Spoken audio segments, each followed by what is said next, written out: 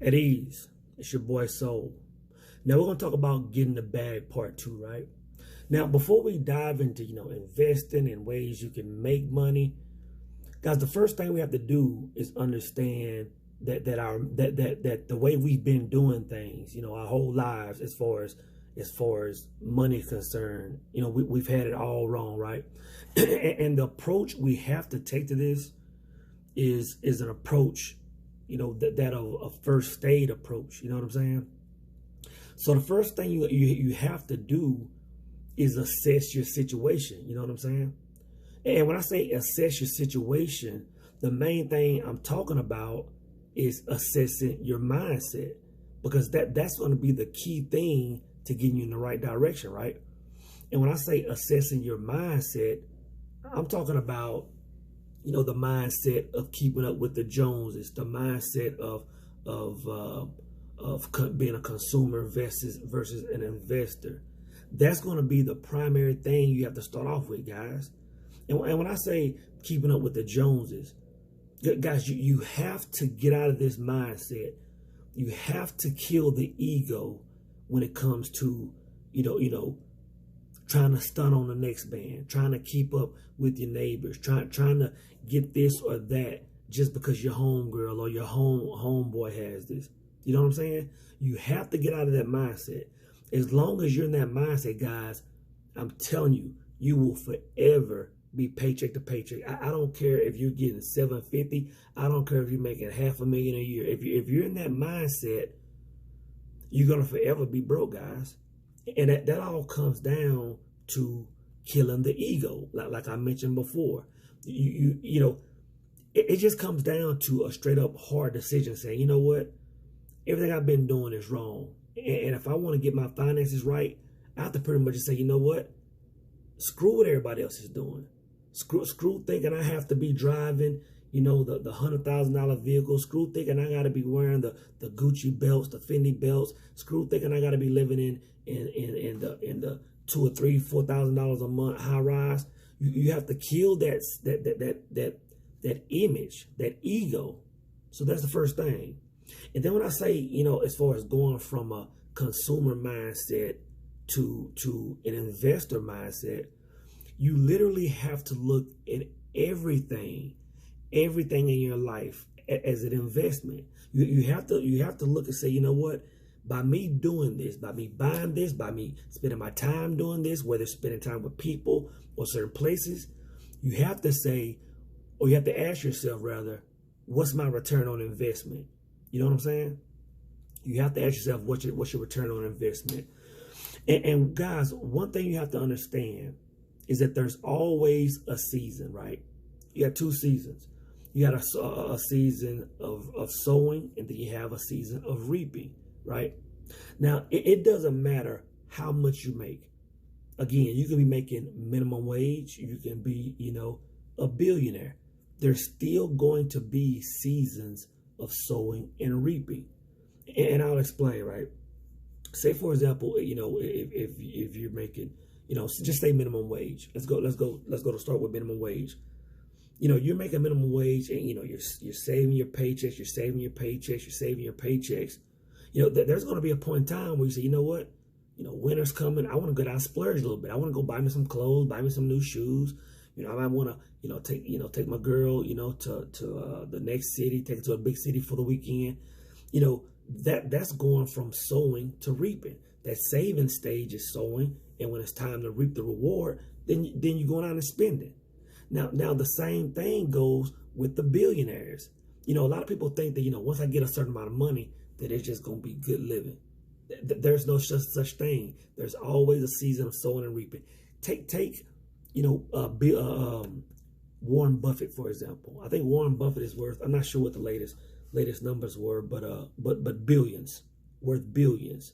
And this guy is a prime example of a man that pretty much lives in a sow season. You know what I'm saying? Now he, if you know anything about Warren Buffett, he bought his home back in the 50s. He still lives in the same home.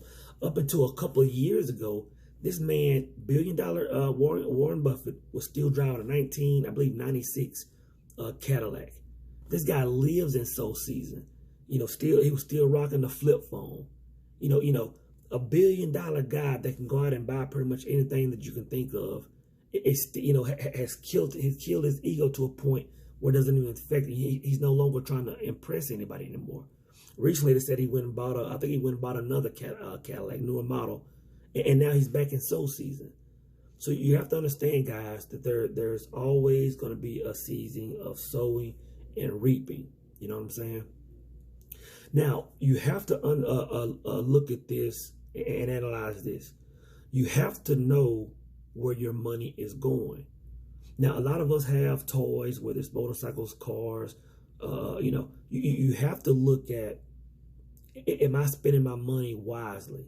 If I'm making X amount of dollars a year, can I really afford that certain vehicle I'm driving? You know what I'm saying? I know there's a quote by Jay-Z that I see floating around on IG that says, if you can't afford to buy it twice, you can't afford it, right? So guys, and I use my example back a few years ago, when I had to be living a certain lifestyle, high-rise apartments, spending thousands of dollars a month just on BS. And I had the Benz 550, I was killing it. But I said, you know what? Yes, I can make my payments on everything. Everything was up to date. I said, but I'm living a lifestyle that I can't afford. So I had to get rid of all that stuff, guys. Another thing is, a lot of you guys that are dating, I'm telling you, dating is extremely expensive.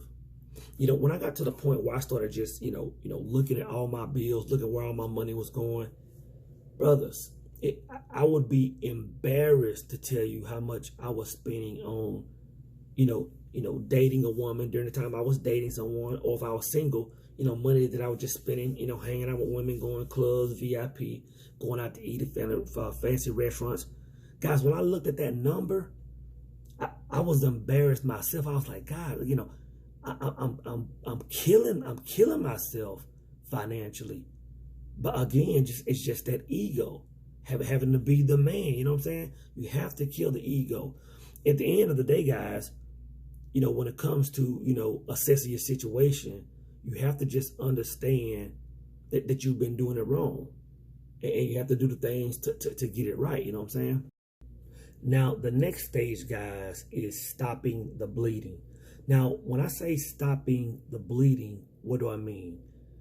I mean, this is the part, this is the thing, guys. We talk about getting the bag. See, you're already getting the bag. The thing is, you have to first work on securing the bag. You know what I'm saying? And what that means is, again, it goes back to the ego. This is when, when you understand what's going on and you've killed the ego, and it's like, now what? This is the part, guys, where you have to look at your situation and you may have to downsize. Again, going back to my scenario, living in a certain place that yes, I could afford it. Yes, I can, all my payments were made on time. But guys, but was I in a situation to grow? Was I in a situation to grow, or was I in a situation to just maintain? So I had to look at my living environment, and I had to downsize. I went from living in a high-rise apartment, several square foot, view of the city. Life was good. I had to downsize to a 1-bedroom apartment, guys. My son was living in Houston at the time, and I was living, up in Dallas by myself. I downsized to an apartment that was, 700 square feet or whatever it was. Downsized to, just to get my situation right, guys. So you might have to downsize your life. A lot of you guys, especially you guys that are young, 19, 20, 21, 22, it may take some of you guys moving back home. If you have a single mom or a single dad, at home alone, and there's like, hey, move back in, save that money. Guys, remove that pride. Move back home if you need to. If you're living in that big house, downsize to an apartment. You have to downsize, guys. Next, you have to cut back. Again, even during the times where I wasn't dating or I wasn't entertaining women, my spending habits, man, were through the roof. As far as, I could be just by myself and I'm sitting there going to, all these nice restaurants. Even when I wasn't doing that, I was eating out every day. I was Just spending money in areas that I didn't need to. Going out of town when I didn't need to. Taking many vacations when I had, just a little bit of money in the bank. Guys, you have to cut back your spending. You have to assess the whole situation and cut back. And last, guys, you have to budget. And when I say budget, you have to, hold up, look at this air conditioner off.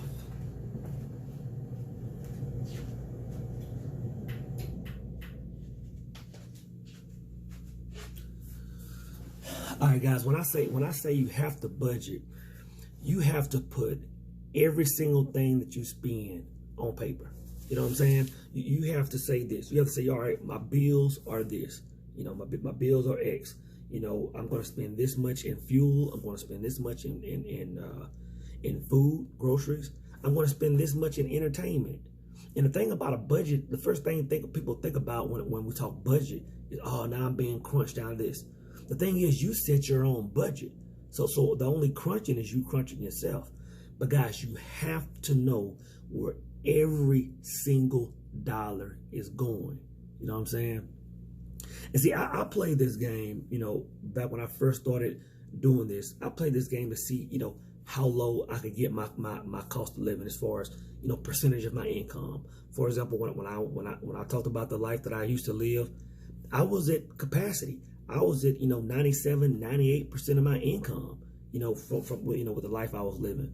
And when I first downsized to an apartment, I got rid of my car. I stopped going on these trips. I started, I stopped messing around with these women. I instantly took my percentage as far as cost of living from around 97, 98% to about 70%, give or take. You know what I'm saying? So I had 30%, of my income that now I could, save or invest. So you want to save that initially.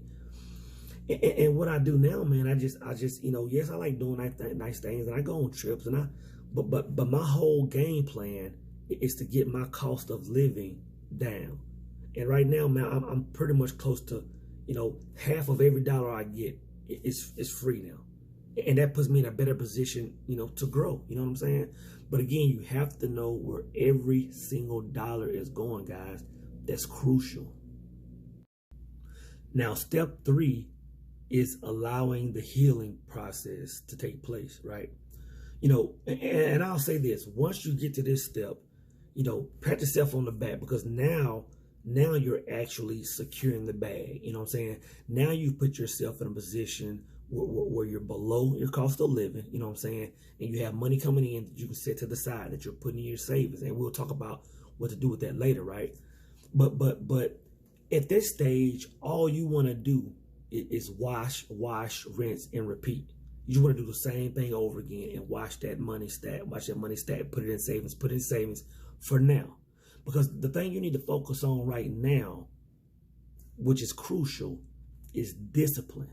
Because I'm going to tell you guys, as soon as you start putting, that 5%, 10% in savings, as soon as you do that for a few weeks, man, you see that money stacking. As soon as you see that, that first $1,000 in there, guys, I'm telling you, it's going to be so easy to fall back in that old habit. And that's what I did for, I think, the first, month or two. Once I saw that money stacking, that money easily, I lost it somehow, just, going out doing nonsense. So the main thing you want to do at this stage, guys, is focus on discipline. You're going to see that money stacking. You have to stay disciplined. You know what I'm saying? And another thing you want to do right now is focus on your learning. During this time, I read books like Rich Dad, Poor Dad. I read books like Richest Man in Babylon. And guys, when I talk about Richest Man in Babylon, you're going to learn that there are laws to money. The book refers to it as laws of gold. But guys, once you start saving money, once you start putting 10%, 5%, 15, 20% aside, there's a spiritual process that takes place. So it's important to get this knowledge. You're saving, you're getting this knowledge, and you're being disciplined. Guys, I'm telling you, all that stuff that we talked about several weeks ago, all this manifestation, that's when all this stuff comes into place, guys. once the universe, and I'm not trying to get on some spiritual stuff because we're talking about straight getting the bag, securing the bag. Because I'm telling you, once you start doing certain things, the universe responds to that. You know what I'm saying? And you'll learn that. Read that book, Richest Man in Babylon. Read that book, Rich Dad, Poor Dad, and books just like it. Because you have to, when I talk about getting that mindset of going from a consumer to an investor, you have to know the difference between assets and liabilities. And that goes to everything. Even when you talk about, the people you hang with, you have to look at people as an asset and liability. That's part of getting in that mindset of going from a consumer to an investor. It's your whole life, guys. Now I'm going to wrap this video up. The next video, we're going to talk about that money that you're setting to the side. That 5, 10, 15%, whatever you're setting to the side. Then I'm going to tell you what to do with that money, right? Now, I talked about that quote that Jay-Z said. He said, "I'm not a businessman. I'm a businessman." That's when this comes into place, guys. And I told you that we're gonna knock all this out during the month of August, and it's toward the end of the month now. So as soon as I end this video, guys, I'm gonna post it up, and I'm gonna start working on this next one. And it's gonna talk about managing the coins, managing that money that you've been setting aside. It's your boy Soul. I'm out. At ease!